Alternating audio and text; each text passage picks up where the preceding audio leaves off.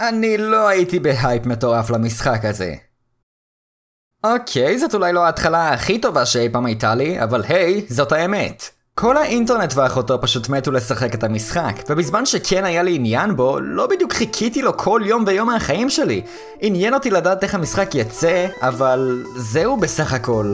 אני כבר לא זוכר מה אמרתי ומה לא בביקורת שלי על הדום המקורי, אז תסלחו לי אם אני חוזר על משהו.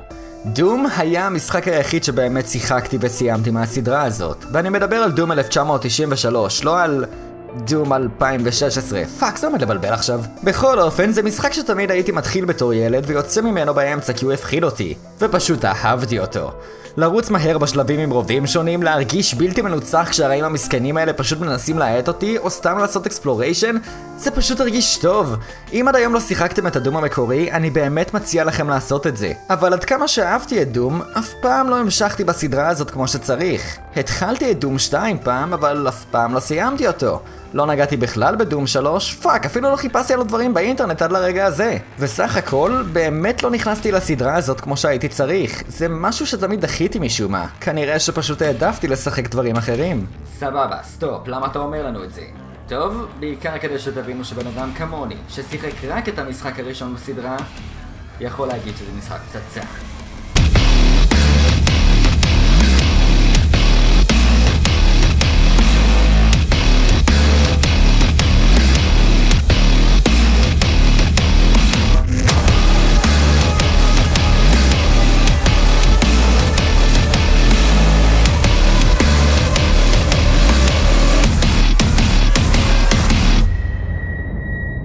בואו ניתן רגע כבוד על הסאונדטרק המטורף הזה.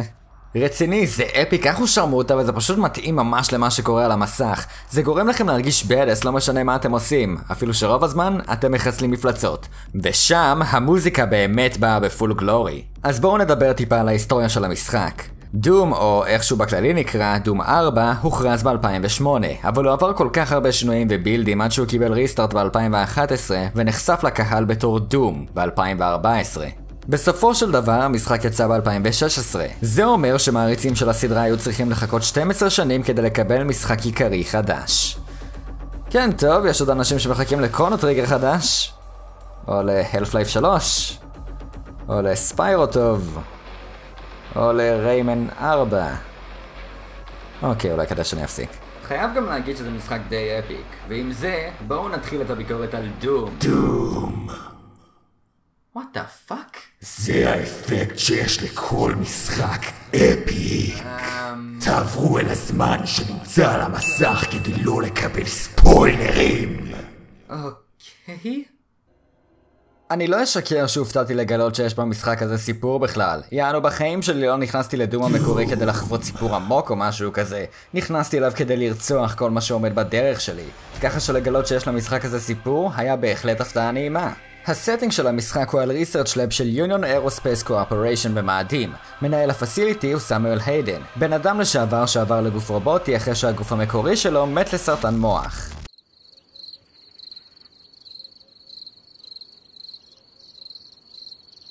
מטרת הפסיליטי לקחת אנרגיה מהגיהנום כדי לפתור את בעיית האנרגיה שיש על כדור הארץ. עכשיו, אם מותר לי לשאול שאלה, מי חשב שזה רעיון טוב? לקחת אנרגיה מהגיהנום? אתם רציניים איתי?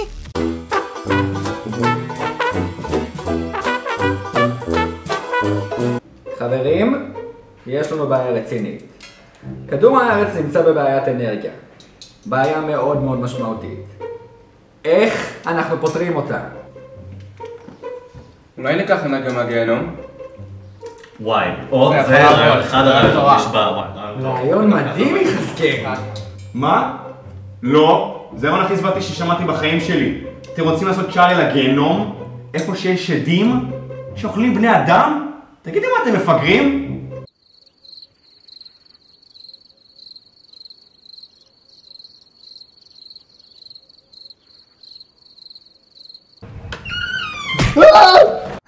כדי לקחת אנרגיה מהגיהנום נעשה שימוש בארג'נט טאוור, שלא רק לוקח אנרגיה מהגיהנום, אלא גם נותן את האפשרות לעבור עליו ובחזרה.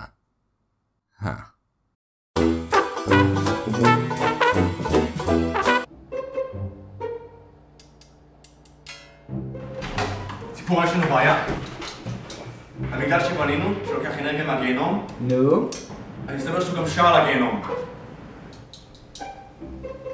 ראינו שער לגיהנום. אוקיי. שיכול להביא אסון לכל מאדים אולי? הנקודה שלך. יש לי רעיון. כן, יחזקאל? בוא נפתח את הפורטל ונשלח סיירת לגיהנום. זה רעיון. אמרתי לך ככה, כזה גדול. רעיון מדהים, יחזקאל! תגיד, אתה רציני איתי? לא חשבת שלפתוח שער לגיהנום זה רעיון נוראי? כי שדים יבואו וישתתו לנו לעולם?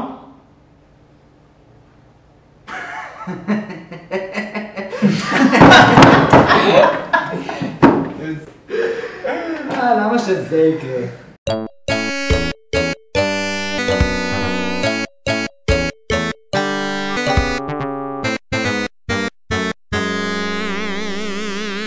אחרי כמה מסעות הלוך וחזור לגיהנום, סמואל מביא איתו כמה מזכרות, יענו שדים. ואת הדומסלייר, שהשדים איכשהו הצליחו לתפוס בשלב מסוים בחייהם. בשלב אחר, הפסיליטי נפרצת על ידי שדים בגלל שאוליביה פירס עשתה איתם עסקה ופתחה בשבילם את הפורטל. מתוך פאניקה, סמואל משחרר את הדומסלייר מארון המתים שהוא היה כלוא בו, מתוך כוונה שהוא ישמיד את פלישת השדים ויסגור את השער. הדומסלייר מצליח, די בקלות הייתי אומר, ואף מצליח לגנוב איזה שייני פינגי שבעזרתו מצליח להשמיד את מקור הכוח של הפורטל. קצת אחרי זה, הדומסלייר פוגש את פירס עוד פעם, שמתפתחת אל עכביש נקי. אחרי שהדומסלייר משמיד את פירס, סמואל מחזיר אותו חזרה למאדים. שם סמואל לוקח מהדומסלייר את השייני פינגי, שהוא מתכנן להשתמש בו בשביל להמשיך להשיג אנרגיה מהגיהנום.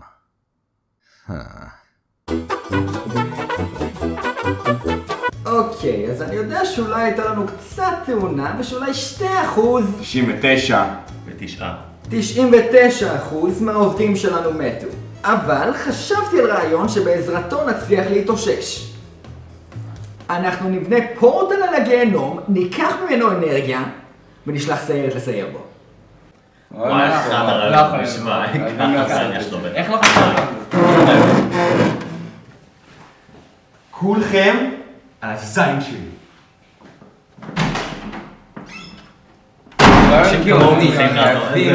סמואל, שיודע שהדומסלייר יתנגד לרעיון, משגר אותו למקום לא ידוע בטענה שהם ייפגשו עוד פעם. אני חייב לציין שבאמת נהניתי מהסיפור במהלך המשחק. הוא אמנם די צפוי, לא דרמטי בשיט, והדמויות פה לא יותר מדי... עמוקות אפשר לומר, אבל באמת היה לי כיף להקשיב לדיאלוגים הללו ולהיכנס אל העולם של הסיפור הזה. האמת, דרך הפרזנטציה של הסיפור הייתה מעולה. הוויס אקטינג היה מעולה, דומסלייר שאומנם שקט כל המשחק, היה גם כן פצצה. יש ממנו את הווייב של הבאדס, מהדברים שאתם עושים ומההתנהגות שלו. כמו כן, אפשר גם ללמוד הרבה דברים על העולם הזה בעזרת דברים שאתם מוצאים, כמו את סיפור העבר של הדומסלייר, שזה די מטורף, כי רק אז הבנתי עד כמה הדמות הזאת אגדה בעיני השדים. מבחינתם, לא הם הרוצחים כאן, אלא אתם. אבל תאמינו לי, אני אדבר על ההרגשה הזאת בהמשך. סך הכל, הסיפור של המשחק היה הרבה יותר מהנה ממה שציפיתי, ומבחינתי, זה בונוס אחד גדול, כי עוד פעם, אני לא כאן בשביל סיפור. אני כאן בשביל... טוב, לרצוח. ולהגיד שאתה יכול פשוט לרצוח בדום, יתאר את זה בלשון המעטה. דום זה לא משחק שאתם פשוט רוצחים בו, זה משחק שאתם משמידים בו את האויבים שלכם באופן מוחלט וברוטלי. זה פלאשי, זה גורי, זה מהיר, זה עצום, זה מספק, ולא, אני לא מדבר על הזין שלי להזכירכם, אלא על דום. אתה יכול להפסיק לעשות את זה כבר? אחד הדברים שאתם צריכים לדעת על המשחק זה שהוא די פשוט ביחס למשחקים אחרים היום. ואם אתם שואלים אותי, ככה המשחק דום צריך להיות. לא, אין שום אפקט מציק. זה משחק שאני מאמין שכמעט כל אחד יכול להיכנס אליו וליהנות ממנו.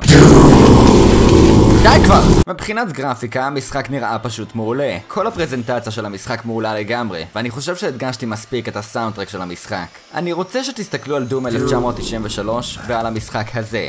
לא פשוט מדהים אתכם לראות איך הגענו כל כך רחוק, אבל אני מרגיש שרצתי מהר מדי כאן, אז בואו ניכנס יותר לקור מכניק של דום. המשחק מתחיל נורא מהר, דבר שאני אישית מעריך. אתם מתעוררים, לוקחים נשק ומפה לשם אתם מתחילים מהסקר אחד גדול. לנשק שאתם מתחילים איתו יש Unlimited Ammo, אבל אישית לא ממש אהבתי אותו. אתם מקבלים גם את הנשק הבא שלכם די מהר, השוטגן. וזה היה הנשק המרכזי שלי עד שקיבלתי את הדאבל ברל שוטגן, שאותו הפכתי למיין ופן שלי. ככל שתתקדמו יותר בדום, אתם תשיגו יותר נשקים. בין אם תשיגו אותם מוקדם יותר או מאוחר יותר, זה כבר תלוי בכם. דום הוא משחק שנורא מעודד אקספלוריישן, וכתוצאה מן האקספלוריישן הזה, יש לכם סיכוי למצוא הרבה דברים שיעזרו לכם במסע שלכם. בין הדברים האלה זה למצוא נשקים מסוימים מוקדם יותר ממה שאפשר. חוץ מהנשק הראשון שלכם, לכל שאר הנשקים יש כמות אמו מוגבלת, וזה אומר שאתם צריכים לנסות לגרום לכל שוט לפגוע. אמנם לא בדיוק קשה למצוא אמו במשחק, פאק איט, אתם אפילו יכולים להשיג אמו באמצע פייט כי משום מה להשתמש במסור עושה את זה, אבל תמיד טוב לפגוע עם השוטים שלכם, לא כן? אחרי שתעשו לשד מספיק דמג' הוא יזהר.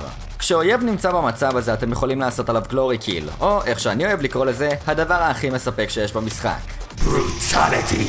זה מרגיש כל כך בדס וזה ממשיך את הפלואו של הגיימפליי. שלא לדבר על זה שזה נותן לכם גם קצת חיים, ככה שאם אתם במצב בעייתי, זה יעזור להחזיק אתכם למעט יותר זמן, כאשר הזמן הזה יכול לקבוע אם תנצחו בפייט או אם תפסידו בפייט. אחד הדברים שאתם יכולים לעשות כדי לא להפסיד בפייט זה אפגריד לציוד שלכם. אתם יכולים לעשות אפגריד לנשקים שלכם, אפגריד לחליפה שלכם, ולהשלים רוין שייתנו לכם אפקט מסוים שיעזור לכם. בנוסף לכל אלה, אני ממליץ לכם לנסות ולהתחמק מכמה שיותר דמג', כי כשהאויבים שלכם פוגעים, הם פוגעים. תאמינו לי, אתם תרגישו את זה חזק, כי הם עושים טונו דמג'. המשחק עצמו מחולק לצ'פטרים, וככל שתתקדמו בצ'פטרים, המשחק יהיה יותר ויותר קשה.